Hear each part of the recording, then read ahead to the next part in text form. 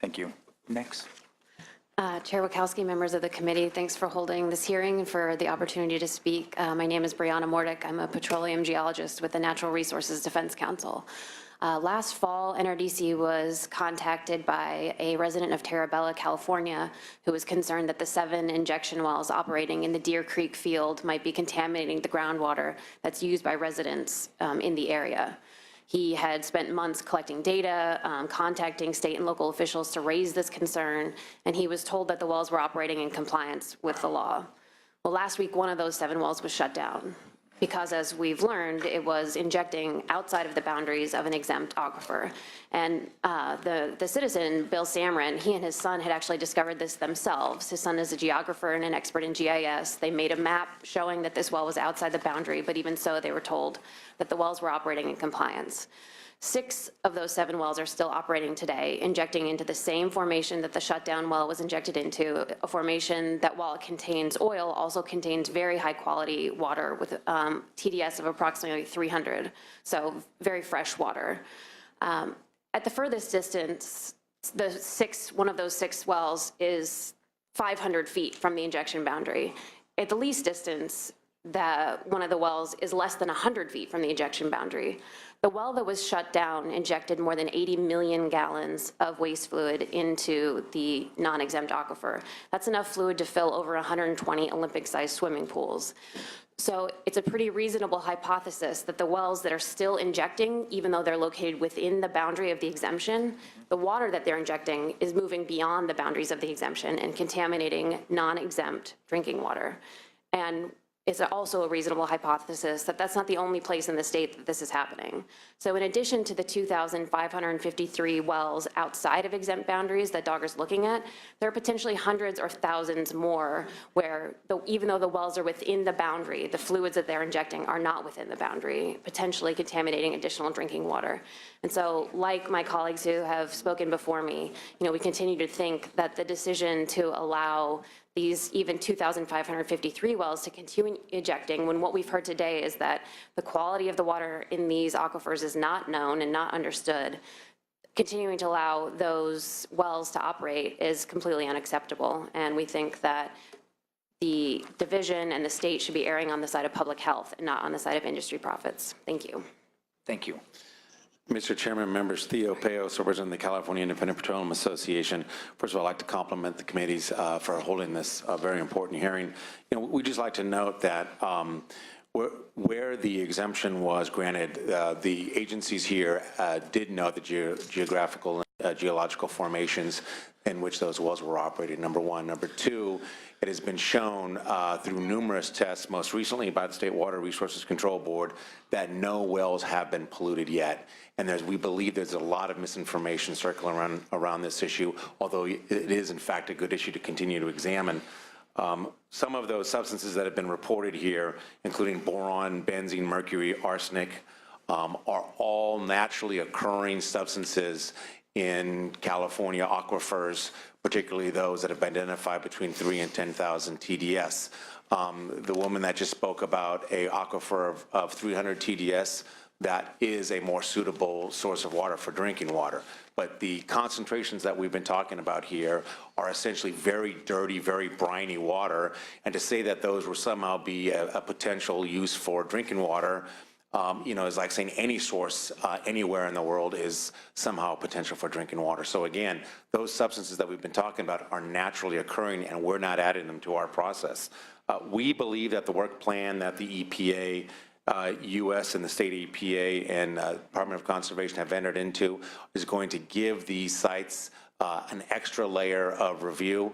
I'm sure everyone wishes that that review would happen on a more timely basis. I know that they're aggressively pursuing those as quickly as possible, and we look forward to working with the legislature and this committee to ensure that we dispel a lot of these myths that are circling around this issue and get down to sort of the real nuts and bolts and find out what particular wells should require that additional scrutiny of review and make sure the public health is protected. Thank you.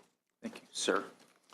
My name is Quanah Parker Brightman. I'm Executive Director of United Native Americans. Just to give a brief synopsis of who we are as UNA, We were founded in 1968 in the greater Bay Area, San Francisco. We were involved in the takeover of Alcatraz, Wounded Knee, a couple long walks across country, led a group one time that took over Mount Rushmore.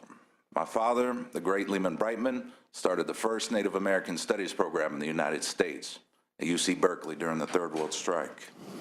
I myself am an enrolled citizen of the Lakota Nation, and I come here today to, of course, bring voice to the voiceless, which is, of course, the indigenous population, which land that you're currently occupying. Now, I'd like to remind people of the overview of what we're dealing with here as far as the environmental impact. Fracking itself, which involves injecting precious water, our drinking water, mixed with toxic chemicals and sand underground to break apart, sail, and unlock natural gas deposits, has also been found to have triggered earthquakes, seismic earthquakes, like in states like Oklahoma, Ohio, which have experienced 400 small earthquakes, which were triggered by fracking. Currently, California is I want to remind you guys, we are in a severe drought, and we cannot afford to waste our sacred water to be used to frack and poison our Mother Earth. At an average of 140,000 gallons of water per well, currently there are over 50,000 wells in California, some near fault lines. We as UNA, we ask that the Senate, of course, put a ban on fracking, or at least consider moving forward with the moratorium that we've been lobbying for years. With all the testimony heard today, we also ask that, of course, the Senate adopt Representative Mark Ponko's Protect Our Public Lands Act of 2015, which will prevent fracking on federal lands and protect our treasured public lands, our drinking water, and our public and environmental health. Thank you for your time. Thank you. Next. Go ahead. Good afternoon, Chair, members of the committee. Thank you for holding this oversight hearing today. It was very informative, and it was great to get information with regards to this issue for the underground injection control program. My name is Kyle Jones with Sierra Club, California. What we've heard today is that we've known about problems with the underground injection control program for many years. And I've just heard further evidence that the state is unable to ensure that the underground injection control is being done safely without harm occurring to the environment and is not protecting the public health. It's outrageous that this lack of oversight by Dogger has gone on as long as it has. We feel that they've been fully able to get this program done while also implementing SB4. This just shows that we think that there should be a moratorium on further underground injection on non-exempt aquifers in violation of the Federal Safe Drinking Water Act. Thank you. Yeah, my name is David Braun, and I am here as one of the members of the Californians Against Fracking Coalition, a group of coalition of over 200 organizations for a ban on fracking. I want to thank you so much for holding this. This is what good government is, I know that there are forces that would have you not hold these sorts of hearings and ask these sorts of questions, and you're looking out for public health, and God bless you. Commissioner Necaderm just said, wells do break. Wells break. Well casings fail. The numbers that we have is 5% of the well casings fail in fracking wells in the first year or immediately upon drilling. 50% fail over the course of 30 years. Now, if we're talking about injection wells, likely at high pressure, those could be the same or higher pressures. We don't know exactly what those statistics are, but why would we want to risk it when it comes to public health? And we also know that when earthquakes do occur, that actually demolishes these well casings too. So we provide pathways of contamination no matter where those aquifers are and no matter where those wells are.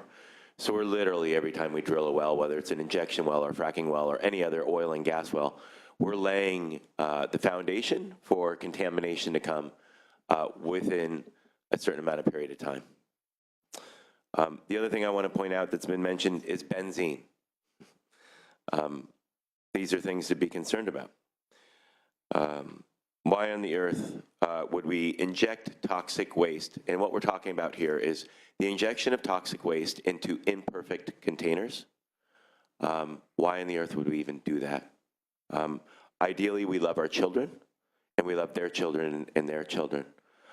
These sorts of practices are incongruent with our love for our children. If the kinds of failures that happened with well casings and the kinds of failures that we're seeing happen, say, with airplanes and airports, we would no longer have air travel. Cyclical steam is currently being practiced, even though we know that it's being done illegally. Why is that? All of these things add up to a clear and present danger for public health. And that is why we actually call for a ban on fracking at the very least. We think that all of, as the representative for NRDC has said, and all of these other folks that have come and testified who are looking into these issues on behalf of public health, we need to shut these wells down.